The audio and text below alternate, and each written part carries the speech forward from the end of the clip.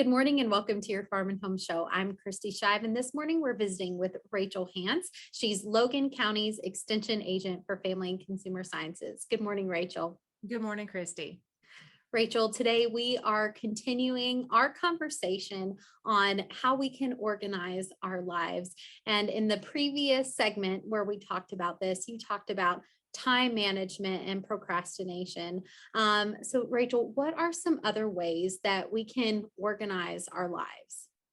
Yes, we did talk about time management and how important that is to being organized in our lives, and some other ways that we can really get on top of some organizational skills.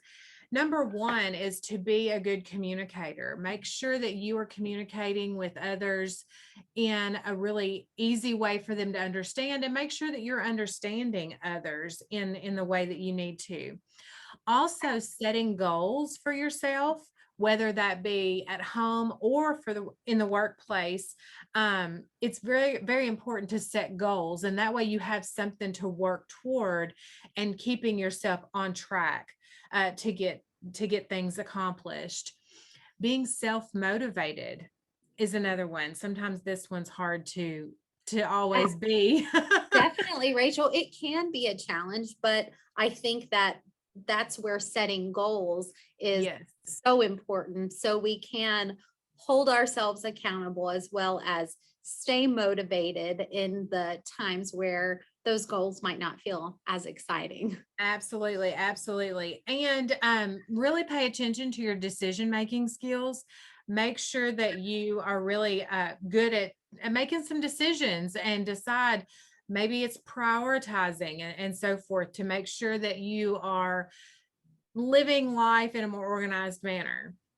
So, Rachel, when it comes to organizational skills, how can we improve those skills? I'm a firm believer in making a list. I live by list. I have lists on paper, and I'll show you an example. You Yes. can see my lengthy list here. I have lists in my notebooks, and there's so many different ways, just a binder notebook, anything. There's so many different ways to keep a list. I Rachel, like a I list. think that there is something so satisfying about making a list and then marking. Marking it off. Yes, and Yes, I'm sure there's me some too. sort of scientific science behind that, but I think it makes you feel rewarded when you can. Well, and two, I don't know if you're like me, but I cannot rely on my memory all the No. time, because there's so much going on that I have to write it down. Yes. So I go by list all the time. Also, keeping a schedule will help you to improve being organized. The more you have a schedule, the easier it is. Learning to delegate. Many people have a struggle with this, asking other people to be in charge of something, but that will help be more organized when you can kind of get some help for yourself. Avoid multitasking can help. Reducing clutter, making sure your space is tidy on a regular basis. Don't let it get to the point of out of control and overwhelming before you want to do something about it.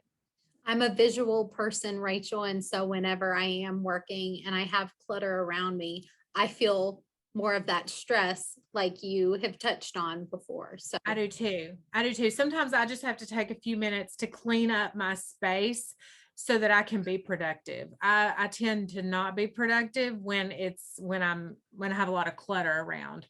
me too. Yeah. And also get rid of things that you don't need, and make sure that your space is very organized. And this is not just a workspace. It can also be spaces at home as well.